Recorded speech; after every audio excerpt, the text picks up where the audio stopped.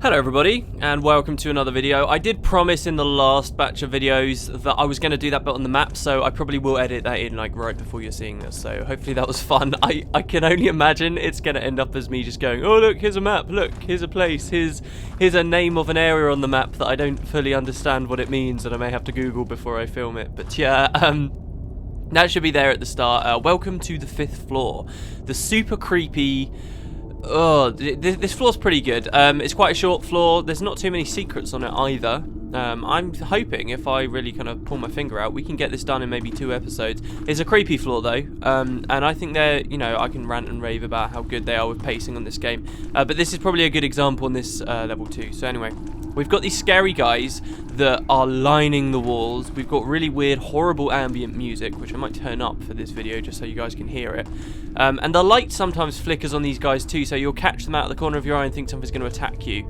Especially considering, you know, when enemies start walking around the halls and stuff. So anyway, we come out into this original chamber and we get a grate with a keyhole. Get another grate with a lever. We get a closed door there with a lever on the other side. Okay. We get a guy holding a spear, which looks wonderful. That's not a hint at anything, he's just holding a spear. And we also get another lever with another grate and a caved-in passageway. This is one of those interesting places because later we'll come to the other side of that passageway and it's a reasonable bit into the dungeon. Anyway, these are the bits of the floor that we didn't see from last time. That were like from us dropping down. That little bit there with the kind of the weird thing, that was just another pit I think I could have dropped into. And you know how we kept opening doors back into the room with the key for the iron door? I think it's basically one of those that we never saw, but there was nothing interesting there, I promise you guys. Anyway, so we got that cave in. Well, basically the question is which one of these do we want to go in? Let's pick this first. Can't fully remember, if I'm perfectly honest, what way it really was. Okay, so this was the extra way. We now have 12 bolts. This is good for when we get double shot. Still doesn't seem like it's going to be a while. On my test play I didn't manage to get it yet. We also get a scroll of fire shield. Of course we're not a fire mage though, and we don't need that. In fact, I don't think you really need that on this floor whatsoever. I don't remember getting attacked by any fire. But this floor, they kind of up the ante in terms of the encounters you'll have. Which if you don't see them coming, I can imagine running into trouble. But my general bit of advice, which you'll hear me come out with over and over and over again here, is keep potions like at all times. Just keep having red potions about for you, health potions. You should be fine. You should have enough flasks for one for everyone as well. I think we get more flasks later, but not on this floor anyway. So anyway, we've got that little bit, that's done. Don't need to check out there anymore. That's the way we came in, those stairs. We've got the mystery place that we can't seem to get through. We've got another mystery place with a key, and finally we've got this. So, well, the logical answer is that there's something to do in here. Get ready. No enemies still. Okay. And it seems to be a closed cell. Okay, no, it's a closed cell, but there's a button here. Almost like didn't realise where I was going for a second. Precast. Still no enemies. And I can tell you for a fact we're going to find a lot of different enemies here. Anyway, we've got a key. Yay, and we've also got a crate. What you will see of Chaos here, though, is when I give him the crate... Oh, because I've eaten some food. He's nearing a point where he's got enough load on him that he's going to start slowing us down. He'll get like a little snail icon on him.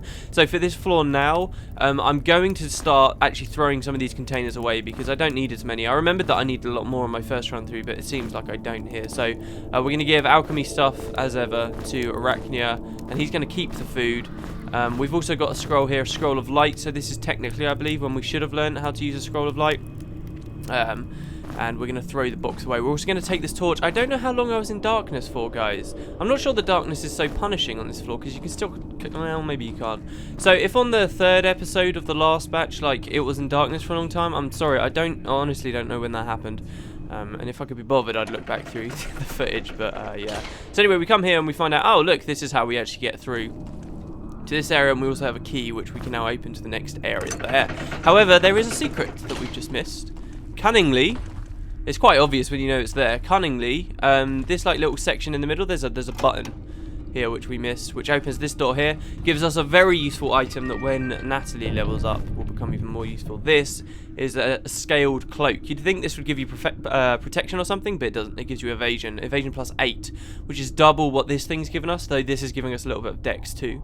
But what we're going to do is we're going to get rid of this, and we're going to actually put the Huntsman cloak on Chaos, because he doesn't have one at all.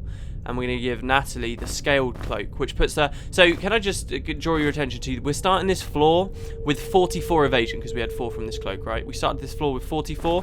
I think she's going to be coming up on 70, 60 before we leave. So, we're going to get a massive boost for her. This really is quite a good floor for rogues, definitely. And I noticed some stuff in her skill tree as well, which I might end up playing around with, but I'm not sure. Anyway, so this is the new section.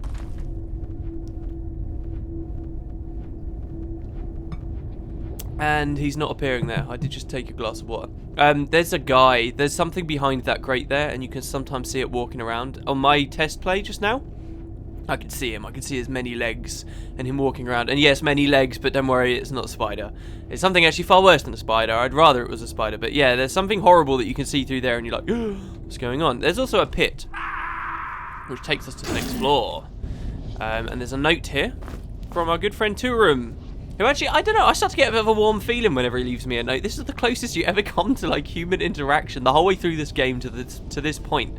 It's ridiculous. And I quite like that about this. You know, this could have easily been a game where there'd be, you know, allied NPCs, like vendors and shops as you go further down. But no, it's not. You just feel utterly alone the entire time. The 4 members of your party never even talk to each other. Anyway, Turum says, I know, I was disappointed too when I took the jump just to discover there was nothing useful down here. Brilliant, thanks Turum. So there was actually nothing here, but the game does track how many of Turum's notes you pick up, and that kind of worries me a little bit, honestly, because I'm not sure whether I have found every single one of his notes, because I've realised the guide that I've been reading to kind of get me through this, as well as my own kind of memories of the game, doesn't seem to care about Turum's notes, particularly that little bit there. He's like, you can go down, but there's just a note there and nothing else. So what I'm going to do now as well, because of Chaos's load, is Liz is going to start holding some food. I don't know whether I explained that already. She's just going to start carrying some food. Chaos has still got plenty of load. He's only on 61 out of 84, but she is going to start taking some. And we're going to keep taking these torches as and when we find them, so that we don't run out. Right, okay, so but now we're in a new section. There's also this weird statue thing here, another weird statue. A dragon-looking thing. I think we can all agree that this looks like a dragon. We came from down here. Did we come from down here? Or am I lost? No, we did. We came from down here. There's the pit. We've got a door here with a key, so we need another key. So kind of consider this to be another section. That's not the cave-in that I was talking about from before. I was a little bit worried for a second it was. We got some crates and things which you can smash through, and that reminds me, do you remember ages ago on like the start of the second floor there were some of those? It makes me wonder whether I could have broken those, but I can't remember whether you could. Anyway, there doesn't seem to be anything going on around here. There's no hidden switches either for any secrets. So what we're going to do is... Okay, no, that's the key door. So we're going to go behind... Yeah, this is the way. So we're going to go behind the dragon and find this gate here. Still no enemies, by the way. We're a bit uneasy. We're in a new area. No enemies. Now, what have we got here? We've got a door with a button, another button, and a lever. Interesting. These open this door, but we're not supposed to know how they open it yet. If you do have the knowledge, you can do it early. I'm not going to do that. I'm going to actually do it in time. So we'll wait for that. That's just a secret, though, so don't worry too much. And now we've got this room here. A lot of this floor has got these weird kind of trapdoor puzzles. First thing we're going to do is go down. I can't remember if we get ambushed when we go down, but I'm going to have a look. I think we might. I think we might find it. No, still, see, this floor's so good. Still no enemies. No enemies, guys. What's going on? We should also rest so that Arachnia can get her strength back. Don't want to waste a potion on it. You only have a limited amount of tar bread, guys. Okay, so that's just a dead end down there. That doesn't actually... Hold on. Yeah, no, there is. Thought for a moment I was thinking about a different puzzle. Here we go. Here's our first 2 enemies. And these are a part of a secret, of course. Oh my god, where did one of them go? Oh, he's behind. Okay, so we've already fought the little bird ones, but there's a big bird guy behind him now. These conjure air at us, which I think is the most dangerous element in the game. Because if you look at like the magician's skill trees, the wizards, the mages' skill trees, you can actually find that air magic is kind of the last one that you have to invest the most points into that tree. And I always kind of thought that was because invisibility was a part of that tree, but it could also be because it does a lot of damage. Like shock bombs seem to always do a lot of damage, and these guys really hurt as well. Do you know those little poison guys that used to throw poison bolts at us, and they would always hurt people on your back line? Well, these guys do that, but imagine really dangerous poison bolts, and they they seriously hurt. Like Arachnia can't get hit too much. Anyway, this is the secret, and we're going to get some more bombs for her, which I'm actually going to be using a lot more on this floor because, as I say, the combat gets a lot more difficult as we go forward. Anyway, there's our first secret. A little bit of an optional encounter. Let's go up. We have to figure out how to get through here. Now, first of all, we've got a button that does this. Opens all of these, but leaves those 3 down. And if we press it again, it just swaps. And then we've got this one over here, which opens like a weird pattern, but still we can't kind of get over there, sadly. And we can kind of combine the buttons as well in interesting ways. So now we've got both of the buttons pressed essentially, and we've got like a weird patchwork thing going on too.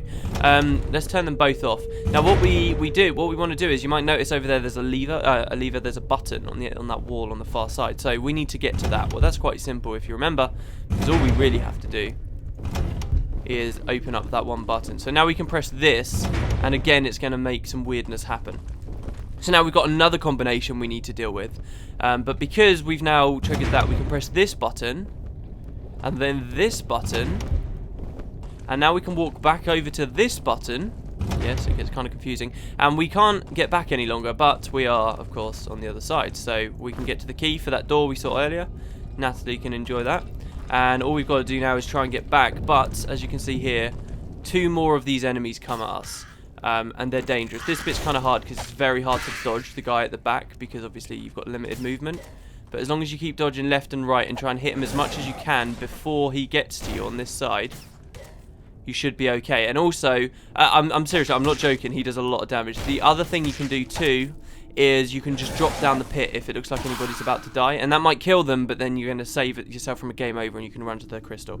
Anyway, he's dead. It's like I said, this game's kind of weird because if you make really poor decisions as you go through, you could be finding it quite difficult on this floor. And this floor might not be the most difficult floor for you. You might actually then find that the floor after it is even easier.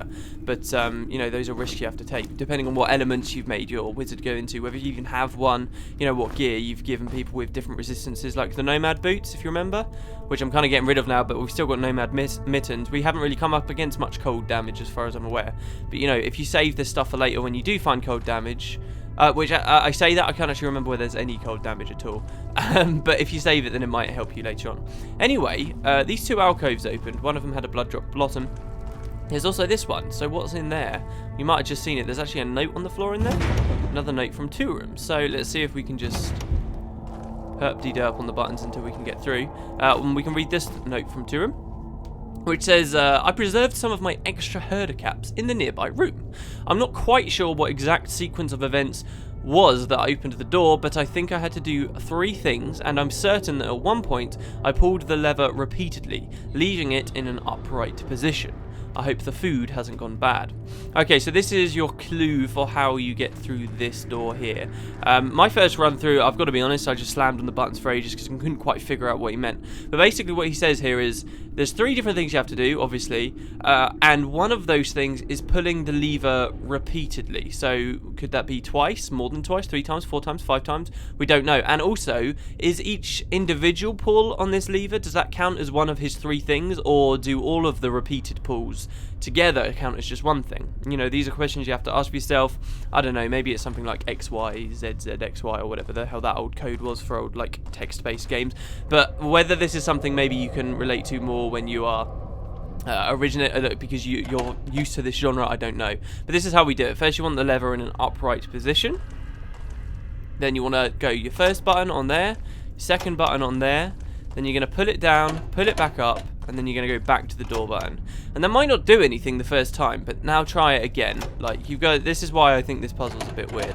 Just keep doing it around in circles until eventually it opens. And this might not be... Yeah, there you go. So now it's open. I don't know. That's basically it. I should have given myself a poison shield before starting this, which I'm going to try and do as soon as I can. No, not that. Not that. A lot of people complain about this game because they're like, the difficulty comes from playing the AI, the user interface, sorry. And I don't know whether I agree with that. Ah, shit, she died. No. I don't know whether I agree that makes it a bad game. I think people just kind of get frustrated and feel like that might be quite cheap. But, you know, I take that as one of just a fact about the game. You know, not enough games play with UI. I remember, like, when GW2 was in development and a lot of people were saying, oh, how could the Mesmer work as a class? I was a big advocate of the idea that Mesmers would have, like, confusing spells that would, like, shuffle your skill bar around and stuff. I always really liked that idea, and I thought that'd be good, but everyone else just seemed to think, oh, if you add that, if you do anything through the UI, that's artificial difficulty. And I don't agree with that at all. You know, you look at some quite prominent FPS games, and, you know, a big part of those is, like, throwing flashbangs and stuff, if you think on, like, CSS, or, you know, and that's almost the same kind of thing. So, in any case, I'm talking myself off topic. And now we've got a Conjurer's Hat, which we can give to Arachnia. She's dead. But then we can give the Flare Feathers cap to Natalie, who is once again going to get another evasion boost. Because of some extra dexterity that she'll get from that. So that's very nice. And yeah, Arachnia's down. So I'm going to have to go to the save crystal on the previous floor. Which is a shame. I was kind of hoping to get through this without anybody dying. But there you go, they did. This is the secret. And I'll see you guys in... And I didn't even die to a new enemy. I'll see you guys in a second back here at this dragon. Don't forget we got a key which we can now progress forward with. So see you in a sec.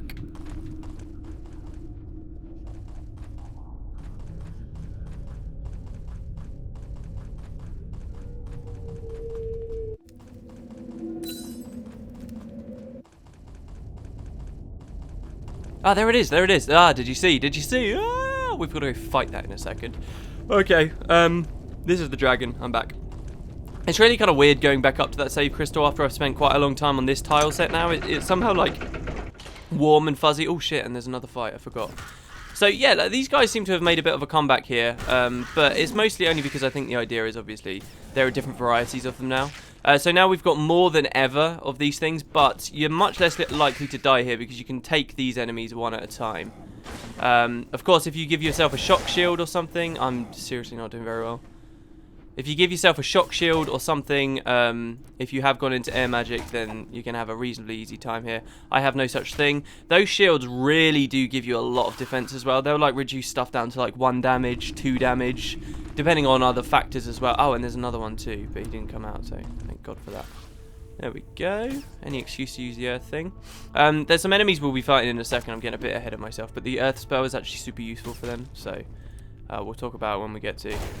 I'm very glad, though, I will say, that I spent those early points on this fire spell, because this is useful for all of these situations where you have to keep strafing. Very useful. Okay, we've got another blood drop blossom, and here's the save crystal of this floor, so there you go. I know we just had to go back to one, that's kind of why I wanted to cut out. This is the pit that we fell down, found Turum's note, and we've just missed another secret. If we come back over here, there's a switch on this wall, which opens up this wall.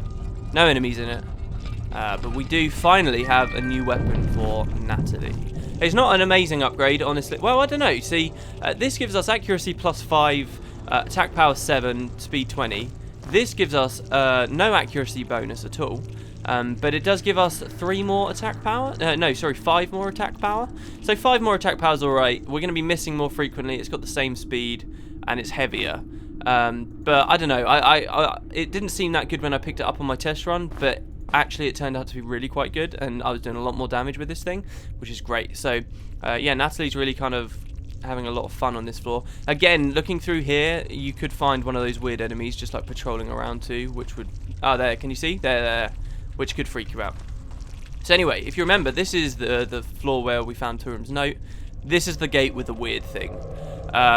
We just auto-saved, and now we have to fight these guys. Now, the best way to do this... Now, there's 2 enemies in here. They're very difficult to kill. Now, you can go 2 ways. You can, one, just try and take the beating and close the gate as much as you possibly can.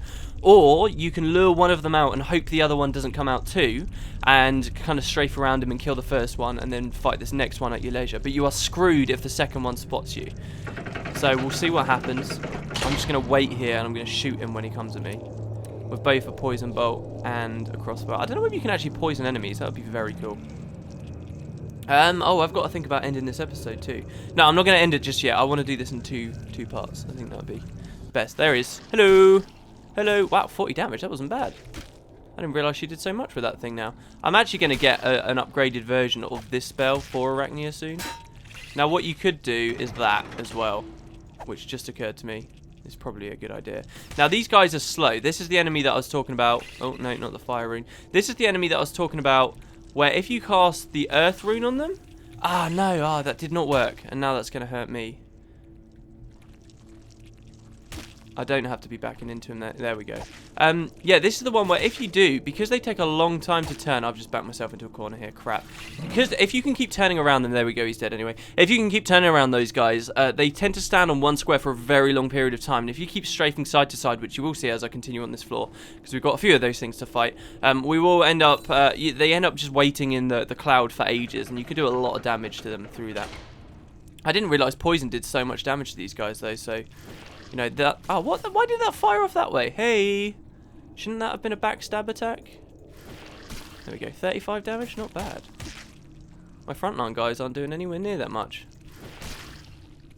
Just make sure you don't back yourself into a corner. This is a little bit of a mazy area. I think it's meant to be a bit of a trap for you. You're meant to, like... kind of get stuck in there. Like, I've just stuck myself again because of the sodding power crystal. But look at all the damage he's doing to Chaos. He just did 41 damage to Natalie. That's one hit. Look at her health right now. That's one hit from this guy. Very, very difficult enemies to fight. But they're slow, and that's the whole point. This is really where, if you've managed to get this far into the game without dodging around enemies, you're going to get punished hard. Because I'm also guessing if you've made it this far to the through the game without learning to dodge enemies, it's going to be a hard learnt lesson from here. It might never occur to you that you can do something like that. Anyway, there's a tattered cloak here. Finally, everybody has a cloak. We will get another cloak upgrade soon. Everybody's got one now, which is cool. Most of us have got all of our things full. You notice how there's not many bracers, though? The only bracer I found so far is the serpent one. Very kind of weird, and we haven't missed anything. I found that quite curious about the game, and I can't really remember how many other things like that there are going forward. There's some ring greaves down here as well, in this kind of bone pit. This place, I died a lot. On my very first run-through of this game ever, I kept coming down here and getting caught, and it was not good. These aren't actually better than our kitchen. I think someone said kitten? Kitten? Is that how you say it? Our kitten greaves. So you can leave those if you want.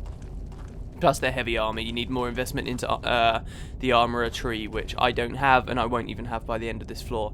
Anyway, as I say, this is the little secret we saw before where we could have found that second crab guy. This is the other side of the thing from the start. And we'll have a good place to end the episode in a second. There's a shuriken on the floor there. Shuriken. I don't think there's any more secrets just here, though. Let me have 100% look around. This is like the most complicated, weird area of the floor. There we go. We're back at the save crystal. Yeah, this is like the weird... It's very kind of linear and simple after this. And it's already been pretty linear and simple anyway. We got a gate here with some crates.